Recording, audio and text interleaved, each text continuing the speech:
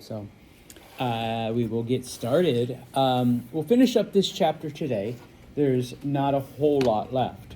But as you're well aware, most of the chapter we've been discussing the various effects that Alexander's conquests have on the known world, specifically the idea of Hellenism or Hellenization, where Greek culture not only spreads throughout the known world, but it does in fact mix with many of the local cultures, where not only where Alexander and his armies conquered, but where those subsequent cultures then continued to spread into other areas.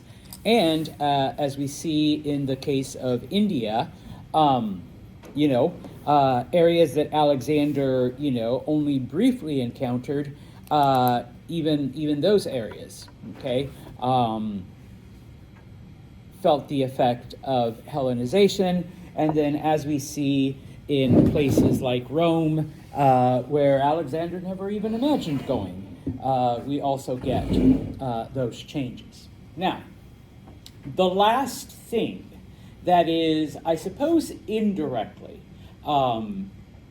affected by Alexander, and it really has nothing to do, well, only minor, but nothing to do with the spread of Greek culture, and that is, yes, I wrote it in the plural, but generally in history we refer to it as the Silk Road. Okay, what was the Silk Road? It was basically the path that went from the Far East, specifically China, all the way, and by its height, it eventually ends up in Europe via the Roman Empire. And so, how does this get started? Well, if you recall, in order to be able to conquer the area that eventually becomes Afghanistan, Alexander's armies had to carve paths through the mountains. All right, there was no natural roadway that took them through there, and so it is these paths, long after Alexander has, left, that are basically the foundation of what becomes the Silk Road. Now, with the exception of those footpaths, it's basically just a natural trail that people took, all right, that basically, enough people walk over a certain area and the ground is compacted and it becomes a road, and people are like, well, I guess this is the road, all right, because this is where everybody else has gone through, It is not straight, all right, and that's why I tried to draw like a squiggly line, because it did follow, different routes, and it went around things and under things and, over things type of stuff. So it wasn't, from point A to point B directly, And yes, the reason why, I do in fact refer to it, as Silk Roads is because it actually wasn't just one, There were several, that, depending on your starting point and depending on your ending point, but eventually they would, in fact, all come together, You can't have multiple trails through those mountains, so they would all kind of converge, all right? And then over time, people begin to build other roadways, that kind of branch off into different areas, but always maintaining that one, let's say, direction that led them either to east or to west, And so, like I said, it's basically a group of footpaths that go from China to the west, Now, typically, when people took off, it wouldn't be like a lone traveler, all right? It would be caravans of various merchants, all right? Now, why do we call it the Silk Road? What was the primary, or at least the first thing that got transported from China to the West? Silk. Yeah, it was. I know. Pretty. I know. We just don't come up with creative names. All right. But in this case, yeah. Remember silk, created by silkworms. All right. The Chinese have been, harvesting it for hundreds of years. And in this case, it is considered a luxury item outside of China, and so people, to the West. And then especially once it reaches Europe, silk is in demand. It's considered a luxury item. It's airier, lighter than cotton, definitely better than wearing wool, especially in the summer. Okay? And so, once though, in addition to silk, and we'll talk a little bit more about it, certain gemstones, certain things that are not found farther west. Okay. Now, when I was younger, I used to think, you get on the road and you go off and you explore and you go on this mission or whatever. Okay. But it wasn't as if there was a man in China who would join a caravan and then 6 months later, typically the ending point, at least at this point in history, was Constantinople or Byzantium or Istanbul, depending on the period in history, what it would be called. Okay, but people, and it wasn't that. Okay, so like no Chinese person ever actually made it to Europe. But what would happen is you would hop on the road and you would head to the nearest city, the nearest trading area. And so there you buy, sell, barter, negotiate, whatever. I sell my silks and I go back to my home in China, and then Zan continues the journey, okay, with all of these Chinese goods, maybe to the next major trading outpost, where he meets Alexander and they buy, sell, trade, negotiate, barter, whatever. Okay, and so then Zan goes back to his village. Okay, and Alexander then continues on the next part of the journey. Okay, now eventually the road does get to Persia, and so we'll say, let's say, you make it to one of the capitals of Persia, Persepolis. Okay, and at Persepolis, Alexander negotiates with Ivy, buy, sell, trade, barter, all of that fun stuff. But typically, once you got into Persia, it followed the path of the royal road that Darius built. Okay, and so that led all the way into Anatolia. Okay, and so, eventually, then those products would reach the West. Okay, now, later, and we're not even talking yet, well, by this point in time, Buddhists are starting to use it, but then later on, if you fast forward, another maybe 500, 600, 700 years, you begin to get Christian missionaries using the road. Later, you get Muslim missionaries using the road. To spread their religious ideas from over here to the east, to China. And so this is how Buddhism gets to China. This is how Christianity gets to China. This is how Islam, gets to China and stuff. Okay? So that, like I said, by its height, in the early Middle Ages, okay, basically the known world was connected, all right, via the Silk Road. And once again, it is one of those legacies of Alexander.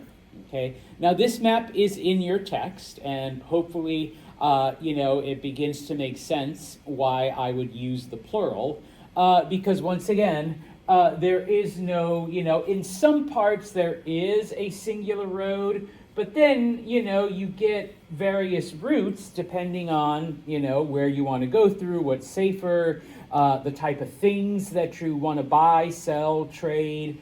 Okay, maybe along the northern route you can trade for iron. Along the southern route you can trade for spices. All right, and then of course it eventually goes through the Kushan. Now remember, it's the Kushan that lived in these areas where Alexander's footpaths exist. Okay, and so they are able to build wealth because they basically controlled the only way through the mountains. And then, of course, eventually it reaches either Persepolis or one of the other major cities in Persia, and then from there it follows the Royal Road, okay, all the way to Au, and like I said, depending on the era, it's either called Byzantium, Constantinople, or Istanbul, okay? And then from here, the products then are spread into the rest of Europe, okay? Little by little, though, over time, you begin to see other branches, okay, and that's the green, those are the green roads, other branches that kind of break off and go into other areas, specifically India, okay, because eventually India has all the spices, all the cinnamon and the cardamom and the vanilla and all of, just anything that you would put in your pumpkin spice latte, all right, it comes from India, and so, eventually that becomes, all right, part of the trade, okay? Now, in addition, all right, to, your merchant in China, your merchant in the Kushan kingdom, your merchants in Persia, your merchants in India, you also still have those Central Asian tribes that are wandering back and forth, okay? Those guys have not stopped doing their thing for thousands of years. Okay, and they're still out there, okay? And while they will still raid and pillage and plunder and do all of that stuff, okay, every now and then, okay, because, I promise I'll come back. There's a lot of, pardon my language, there's a bunch of shit going on up here. Okay, and on occasion they find things, they have some unique stuff, and so they will travel south, okay, and it's like, oh hey, here's Ivy on the caravan, on her way to wherever. Hey, we found this shit way north. You interested in trading? You think you could do something with this? Okay, or of course, instead of pillaging, plundering, whatever, although they would still do that, they might say, hey Zan, we could use some food, we could use some of those supplies. I know you're going to sell it later on, but we'd be willing to trade something. What's it worth? Type of thing. Okay, now once again, there's still those nomadic hordes, okay, that are doing their thing, and so on occasion, okay, they would head south, and like I said, might as well just attack Ivy's caravan because it's just easier, to take those things. But sometimes they would enter an area and they would just find abandoned cities, empty cities, empty whatever. Okay, and in this case, it's kind of like, oh, well, there's stuff here, there's houses, there's a place for our animals. They would just settle in the area and then become, over the hundreds of years, a new tribe or a new group in the landscape. Okay, one of those. Okay, because they do eventually. As we talked about on Monday, the Bactrian kingdom eventually collapses, okay? And a tribe known as the Kushan, okay, they are one of these wandering hordes back and forth. On one of these journeys south, they're used to either trading with the Bactrians or just downright, raiding them and taking what they want. They show up and they find the society in collapse. they find abandoned cities and abandoned, merchandise. And so eventually they're like, well, I guess, we can take this over. It's like already here, okay? And so they settle in the area formerly occupied by the Bactrians. Now remember, the Bactrians are basically Greco-Indians, okay, a mix of Greek and Indian culture, okay? And so while the tribe has no, really written language and no written traditions, when they enter the area and the few surviving people that are there, they adopt Greek, okay? Not even the Indian part. They adopt the Greek part, okay? And so now suddenly you have this Central Asian tribe that had no previous written culture or written tradition, adopting Greek and taking on the various Greek aspects, okay? And so, like I said, okay, they take over the area, they begin to control those footpaths, and, they stabilize the area, they provide protection, they provide easy access for travelers, and of course, you pay us protection money, we'll make sure that you make it from point A to point B through our, kingdom. And of course, anything you buy, sell, or trade, we take a cut.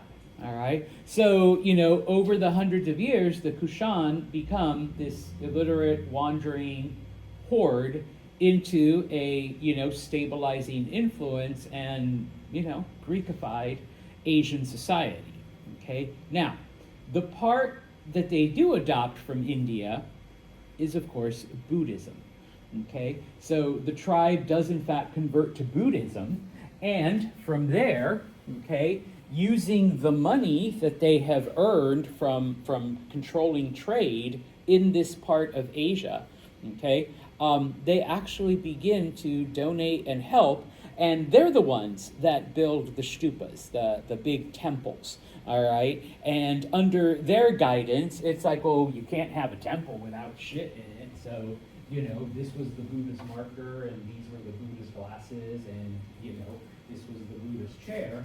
And so now we charge just a contribution, all right, to come in, look at them, and like, ooh, Buddha, Buddha sat there, okay, type of thing.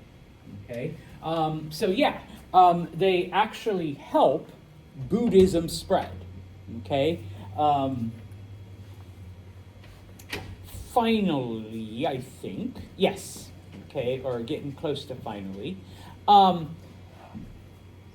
the areas where, people kind of stopped along the way and eventually, okay, especially the places that were along the side trails, okay, they become known as caravan cities, okay, because, all right, you approach this city, and people know that beyond that, while there is a trail that will eventually lead you to somewhere, okay, it's not like today. You don't tell, Google Maps to give you the best path. You don't talk to Siri. You don't talk to whomever. You don't have GPS guiding you, okay? Beyond the borders of the city is,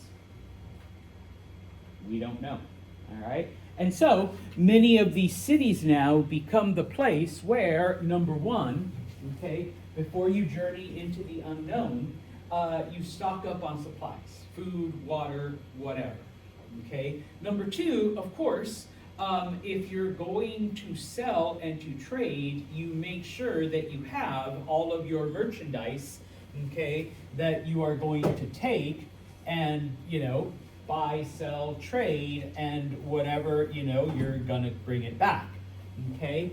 And so, those that were closer to those Greekified areas, okay, eventually become, little mini capitals or mini centers of Greek culture and Greek learning and Greek refinement, okay?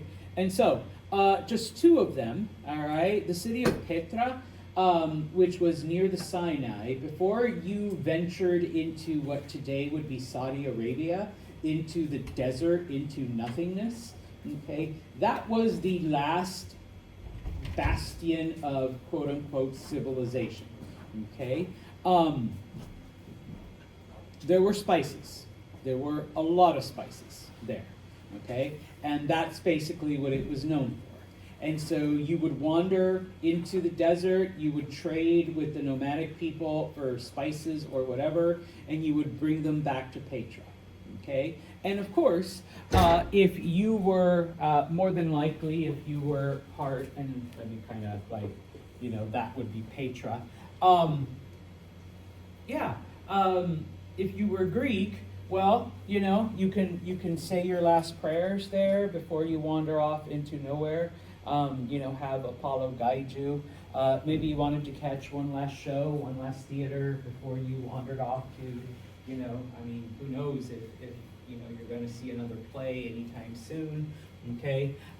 Maybe you have a temporary home there or somewhere that you stay before, you rest up, before you head off into the desert. You don't know when you'll be back, okay? Another city was the city of Palmyra, which was in what today would be modern-day Syria, okay?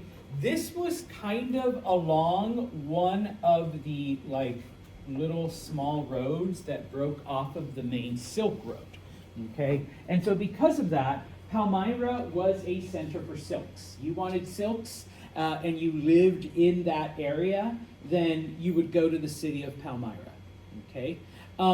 And this is one of the areas, one of the examples where, okay, the people spoke, the average person spoke one language, but basically all of the business and all of, the cultural stuff was done in Greek, okay? And of course, if you were out here in the middle of wherever, okay, and you wanted to catch, a show, then you would travel to Palmyra, all right, because that's where you could find Greek theaters, okay? If you, prayed to Apollo, or if you prayed to Aphrodite, or if you worshiped Zeus, then yeah, that's where you would go, because it was filled with temples to the various gods, okay? So, you might have your own little shrine in your home, but if you wanted to go to the big temple, then you would travel to Palmyra, okay?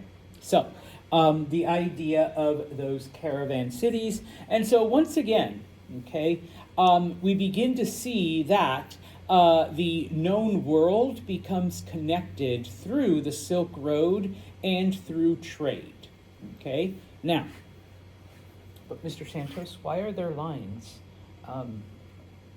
in the water? Okay, all right. Trade does not remain, okay, strictly over land, okay, because, okay, Chinese silk was wanted by a lot of people, okay, and so eventually, the demand for it, all right, becomes really, really big. And we do begin to see the rise of a wealthier class amongst the Chinese, specifically amongst merchants who were willing to take that journey, all right, farther and farther west, okay? Now, it's called the Silk Road, like we said, because that was the main product and the first product that gets taken from China to the West. But eventually, okay, we begin to see other things, okay? Things like lacquer and hemp and linen and animals and some other, Chinese inventions, because the Chinese do come up with a lot of things that will eventually, Westerners, specifically Europeans, will eventually take and, use for other purposes. The Chinese are the ones who invent the printing press. The Chinese are the ones who invent gunpowder. It was the Chinese who invented the crossbow.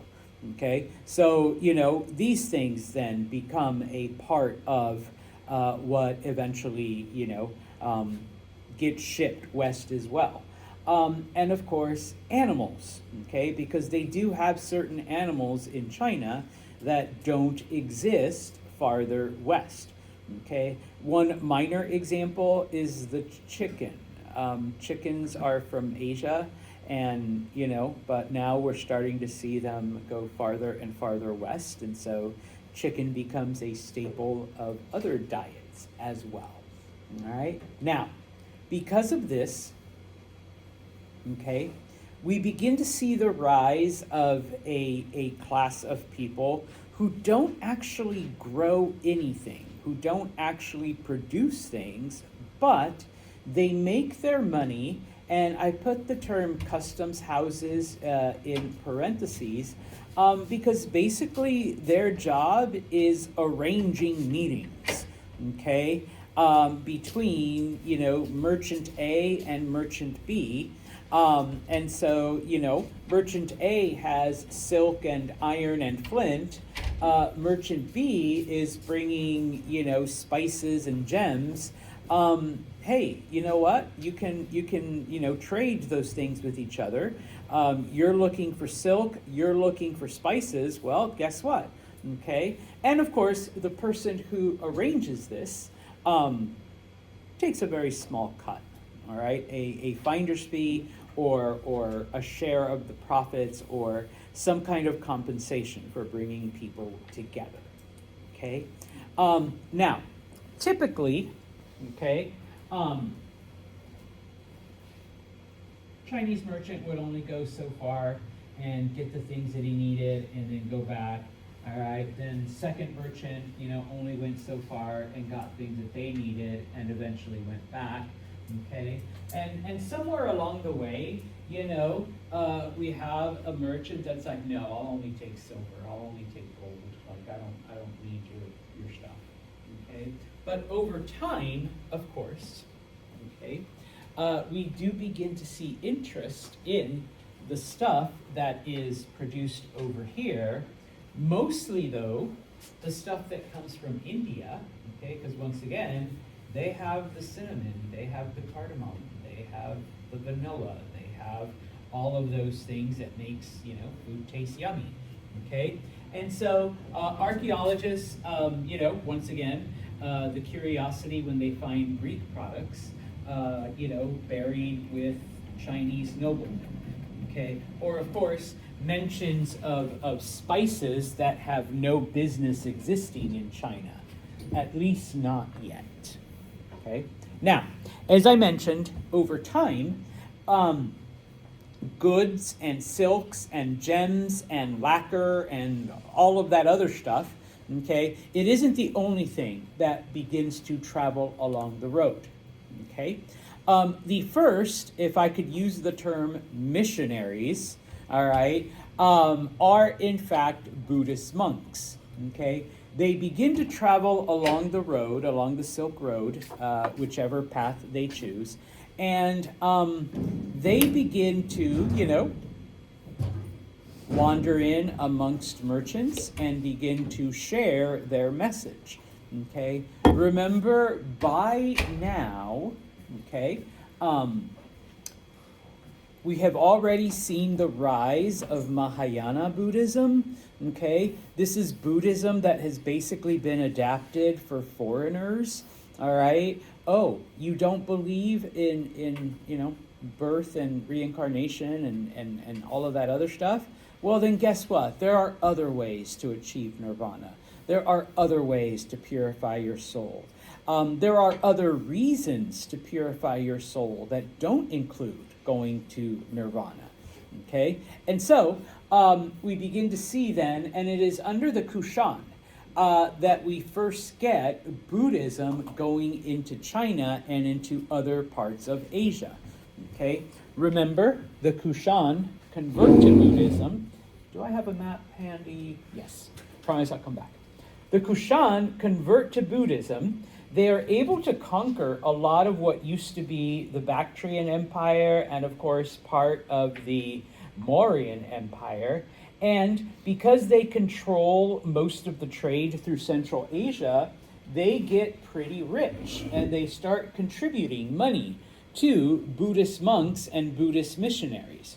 Okay? Number one of the things that they finance, one of the things that they do is, of course, translate, many of the texts of Buddhism into Chinese and into other Asian languages so that Buddhist monks are able to take these with them, into these areas. All right? Now, once again, Buddhism isn't an automatic, like, oh my God, yes, yeah, we're going to take it. Okay? Because, most other cultures do not believe in the whole, the different varnas and, moving from one to another, and it's a strict hierarchy, and the only way you're going to do it is through dying and reincarnating.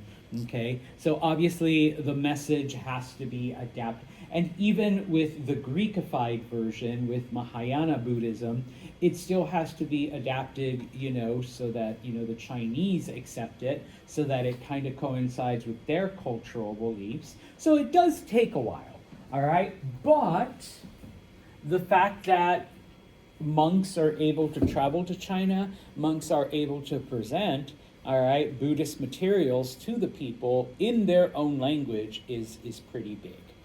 Okay, now, the monks tried to go west as well, all right? I guess I can start here in Fushan, all right? So they make it that way, and they try to go this way, but, okay, Zoroastrianism by now has a very, very firm foothold amongst the Persians, okay? And in this case, it had actually spread into other Greek areas, okay? So that we see a mix of Zoroastrian belief amongst other groups.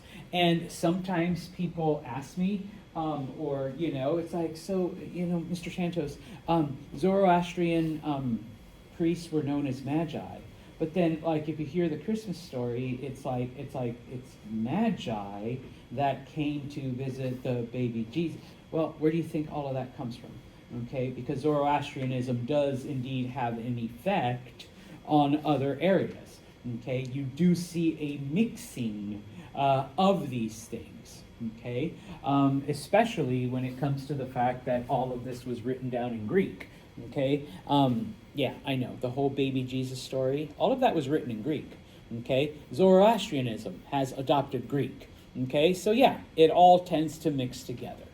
Okay, so, it isn't until modern times that we get, Europeans adopting Buddhism type of thing. All right, now, promise I'll come back. The ocean stuff, Mr. Santos, what's the deal? Okay, well, the land routes, all right, become insufficient to carry all of the things from China to Europe. And so in this case, it is during this time that we begin to see advancements in navigation and in shipbuilding, okay, that basically, bring about an increase in trade. Because, yeah, all right, travel over land is slow, all right? And of course, you do have dangers, okay? Yeah, okay, so maybe the Kushan are keeping you safe within their own borders, but what about in other parts, okay? You do have raiders and marauders and those hordes that come down and just attack your caravan, and you have thieves and all of that, okay? And so it actually starts off with the people in what today would be Saudi Arabia, okay, the Arab people, who begin to build ships, okay, and moving along the Red Sea and moving along parts of the Indian Ocean, they are able to move merchandise over the water without, having to risk, it being stolen, being killed, all of that other stuff, okay? And so eventually, now, let me back up. I could have sworn I wrote it up there, but no, I guess I'm telling you. The Chinese invent the compass, okay? They are the ones that came up with it so that, yeah, it can tell you kind of like which direction you're going as you're taking a boat from China or from anywhere else. Okay, so it makes navigation easier. All right, and so over the hundreds of years, okay, we begin to see then a connection between Southern Asia and India and Arabia. Okay, and you can move merchandise that way. Now, obviously, you don't have the advancements that you have today, and so if you notice, a lot of these paths kind of stick close, okay, to the land masses. A lot of them, if you do travel, far, you're going as far as India, and then from India you take the road. All right, but you're avoiding, being attacked by these Central Asian tribes, by the Scythes or the Scythians or whomever was wandering back and forth. Okay, and then of course some people, to avoid any of this altogether, okay, came up with more and more advancements. And of course, when it came to the Arabian people, they're not only trading with Asia, but they're also exploring farther and farther south into Africa. Okay, and so using the compass, okay, and I was talking to a friend. It was the Arabs that first came up with this. All right, they are able to use celestial bearings. They are able to now navigate by the stars and by the information they're getting from their compass. I've actually had students be like, "You can't do it." Yes, you can. If you know which stars are where in the sky, you can pretty much figure out where you are. And eventually, okay, Arab sailors are able to come up with, pretty accurate readings when it comes to celestial bodies. Now, later on, we're still about, I want to say about 1,000 years away from this. Later on, it's Arab sailors that invent the astrolabe, which you can actually measure how far off the horizon certain stars and planets are. And once you can calculate their location, you can pretty much figure out where you are on the ocean within about 5 to 10 miles, all right, which becomes huge in navigation, okay? Now, by the year 120, okay, Arab sailors are able to predict storms and monsoons and hurricanes, and not only because they notice certain patterns, but they're able to tell by looking at the sky when certain things become, turbulent, okay? And so people then begin to write this down, and this is how the knowledge gets passed on, okay? A man named Pericles writes a book called Sailing Around. This becomes one of the more popular ones during this time in the BCE era, where number one, he writes a list of the various port cities. Okay, because remember, you're going out into the water, into unknown. All right, so he basically gives coordinates and what city is located where, and the things to watch out for, the things to be careful of, and what you can buy and sell and trade in each one of those cities. Okay, and so we begin to see then. All right, it all kind of comes together both over land and through the water. Okay, all of the things then that connect east to west. All right. Questions? All right. Please don't run away, because in the last, we have about 15-20 minutes. Okay. I wanted to kind of go over just a couple of things. Okay. What was that? Okay, here we go. Okay. Remember that, okay, for those of you that may be concerned, there are some extra credit options that are available, and this is directly from the syllabus. Okay. Now, we have had quite a few number threes, different events on campus. All right. Some of you have gone, some of you have skipped those. I don't think there's going to be any more. All right, and for that I apologize. If anything does pop up, I will announce it. Okay. We were supposed to have a Buddhist monk next week on campus, but he canceled because of health reasons, not like, I hate MB. So that would have fit in perfect and stuff. So I don't know how many more of the number threes we're going to have. Okay, but if you look at number 1 and number 2, and all of this is in your syllabus, come on, here we go, okay, just some examples, I suppose, of this is Trinity Church in New York City. As I've said before, I think I've mentioned it, there are a lot of historical people buried there, okay? And so, if you happen to go to the city and be like, yeah, I saw Alexander Hamilton's grave, it's there somewhere. James Fulton, inventor of the steam engine, he's in there somewhere. And of course, other, people from early American history. Federal Hall, which is just off of Wall Street. Why is it there? Why is it important? New York City was America's first capital, and George Washington, this is where he was actually sworn in at Federal Hall. Okay, so you happen to visit there. Okay, always you can write about.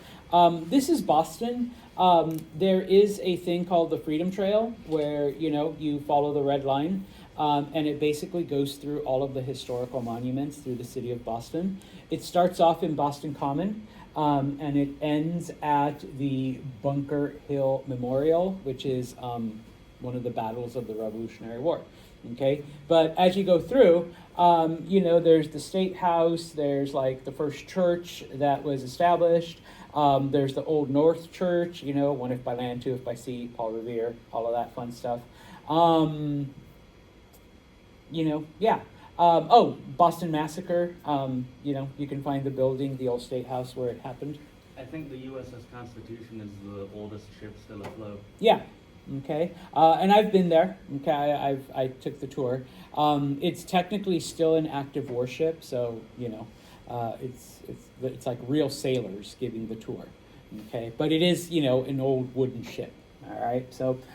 Any one of these would serve as good extra credit. Oh, I just took a picture of this if you're wondering. Yeah, no, there literally is a red line that goes through Boston that you can just follow. And as long as you follow it, you'll end up at all the historical sites. Okay? That's where the Boston Massacre happened. It was over here, though. Okay? But yeah, that's the old State House. All right? You don't want to go all the way to Boston. I'm pretty sure the Slater is still in Albany. It's a World War II vessel. If you've never been on a boat tour, like a tour of old warships, it's kind of cool. I haven't done the Slater, to be honest, but I've done a couple in Philadelphia. And then if you go across the harbor in Philadelphia, there's the USS New Jersey. It's parked in Camden, which that's kind of cool if you tour an old battleship. All right, because it's huge, it's ginormous. But I have toured a submarine, and those are kind of fun too. All right, you realize, yeah, I could never be in the Navy. No offense if any of you are veterans. I was like, I could never be in the Navy. I'd be claustrophobic in this submarine, type of thing. But something else that if you're interested in, okay. I actually took a group of students. I'm the one taking the picture. That's why you don't see me. And this was during COVID. You can go to the New York State Museum. It's basically like the Natural History Museum in New York, but smaller, all right? But it's free, okay? So if you happen to find yourself in Albany, you can actually, that's the first, steam train engine. It went a whopping 16 miles an hour, okay? So, yeah, I know, really fast, okay? Type of thing. They have an old wigwam. I think it's called a wigwam, but it's it's basically displays like this. Huh? Wigwam is smaller. Okay. That's probably a long house. Thank you. All right. Northeastern native tribes weren't my thing. All right. But yeah. Okay. There's a museum on Central Ave in Albany. It's actually the art museum, but they have 3 mummies. So if you want to see mummies, now you do got to pay for this one. All right. The State Museum's free. But this one, like if you want to check out some mummies, okay. There's always the fort in Rome, all right, because even though it's not the original fort, it's a reconstruction that was built on the site of the original fort. But the reconstruction was built in the 1930s, so it's almost like 100 years old. So that's like history already, okay, type of thing. And you know, they give you the whole story. It has to do with the Revolutionary War, all right. If you live in Oriskany, all right, there's pieces of the USS Oriskany. If you don't know what it was or is, it was an old aircraft carrier. It fought in World War II. And so they have the anchor, they have the bell, they have a couple other things, and then they have one of the planes that used to fly off of the Oriskany. Okay, these are all ideas. Okay, there's a statue of the Vice President of the United States from 1909 to 1912. He was born and raised in Utica. He was from Utica. Okay. Go find his statue. All right. Each of these can be extra credit. I'm sure you've seen this guy. He's across from McDonald's on Jenny and the Parkway. Okay. Figure out who he is. His actual body is in Remsen. All right. But the statue is here in Utica. Okay. So, you know, there's a couple things you can do. All right. That's actually number 1, like a historical site or a historical thing. Number 2 is reading a historical novel and doing just a book review, okay, which, you know, I just went to Barnes & Noble and took that picture, all right? You know, any historical novel, all right, if you're willing, if you have time, you know, you can do that as bonus, okay? The other thing I wanted to mention and go through, okay, because you do have a final project. Okay, if you look at the syllabus, all right, and let me get to the part. Where are you, part? Nope, here you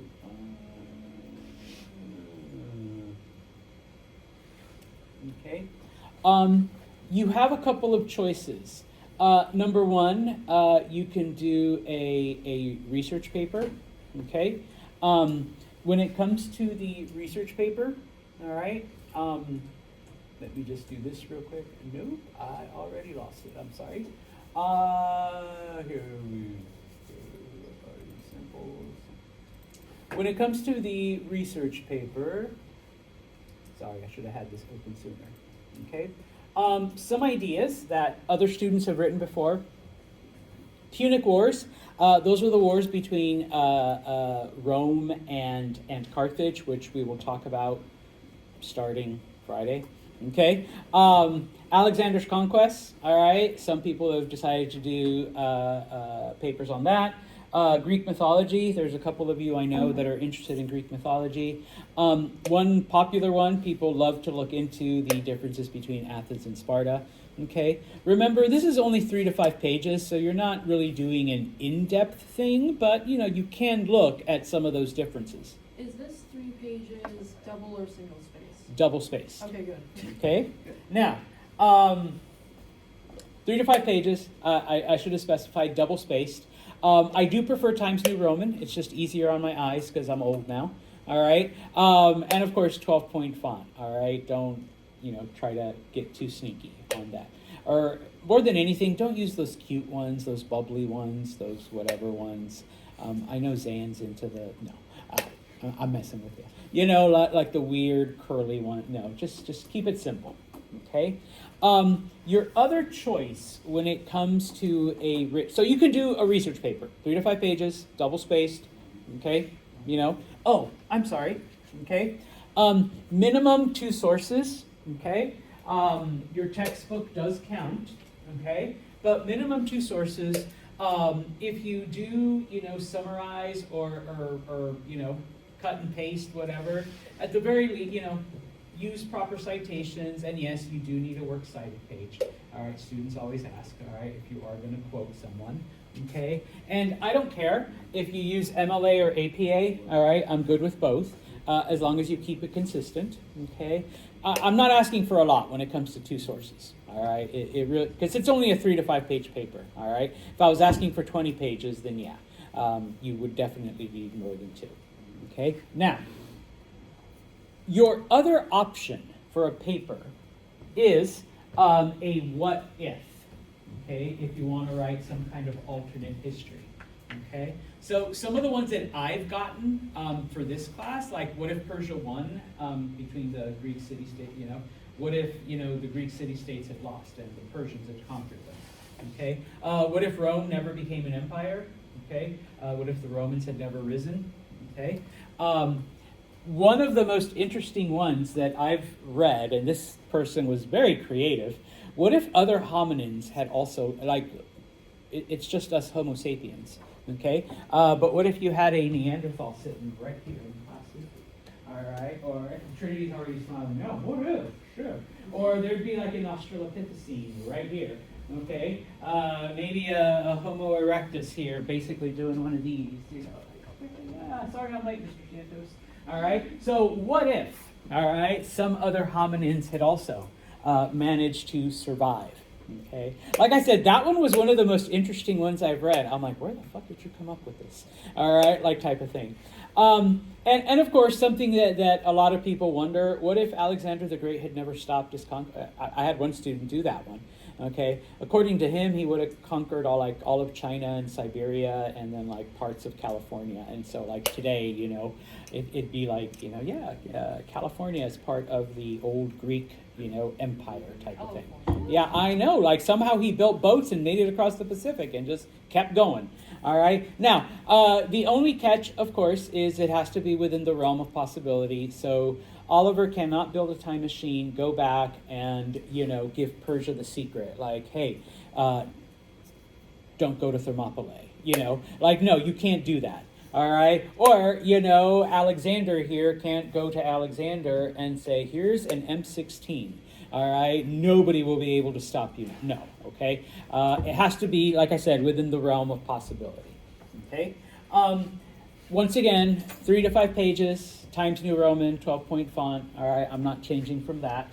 Okay, but if you do use, to set up your narrative, if you use other material, then yeah, quote it. All right, we know that in history, Alexander the Great faced this great army, blah, blah, blah, blah, blah. Okay, give me the citation. All right, and then you can start into your, creative part. You obviously don't need to quote yourself because you're the one that's writing it. Okay, type of thing. All right. And so those are your 2 written options. Remember, though, that you also have, where are you? Okay. So research paper, a what if paper. You can also do a short film, a movie trailer. And this is where, if you don't want to write, if you don't want to do, whatever, okay? Let's see if this one will work. Okay, so these guys got together, and I can't get the sound to go up, okay? But it was actually his paper, or his movie. He got his roommates and other buddies to help him out. He's Darius, and he's building the Royal Road, okay? And so if you're willing to find friends and family or roommates, and he went all out. He's writing the decree. And of course, product placement, he used the textbook, all right? So, it's there. And so, oh yeah, it just says road. So, he's drawing the maps and the whole thing. Oh no, Royal Road. Okay, but yeah, all right. I'll let it run to the slightly next part because it was actually raining when they filmed it. And so they're out there building the road. Okay, so if this is something that you can do or you're willing to do, all right, all good. Okay, Now, let me get rid of that one. Which one is this? I wish I should have. Oh, this person did it on Sparta. If you don't have friends who want to mess around with you or film it, okay, but you can take clips off the internet. You can take pictures, and if you know how to edit it all together, add some music. See music, and there you go. Okay, that could be your thing. And so in this case, they did it on Sparta. They did a film about Sparta. Okay, so those are just some ideas. Okay, I've had students use like what the hell? Like I said, this one, your whatever ideas you have, whatever your talent is. I've had students use like software, like Stop Go animation, and I want to say AI, I suppose, to create like their own film, like computer generated stuff. This was a couple years back. They actually did it with Lego and AI and Stop Go type of thing. I know that takes like a lot of work. So that one was just like, I was pretty impressed with that one too, type of thing. So if you choose to go this path, this is like something else you can do as well. All right? Is there a minimum video length? No longer than 2 minutes, because I do have to watch all of these. Okay. And if like every single person does one, like I could be watching for hours, type of thing. So yeah, so shorter than 2 minutes. Plus, I don't think Alexander wants his friends out in the rain pretending to build a road for hours and hours. No, just a couple minutes.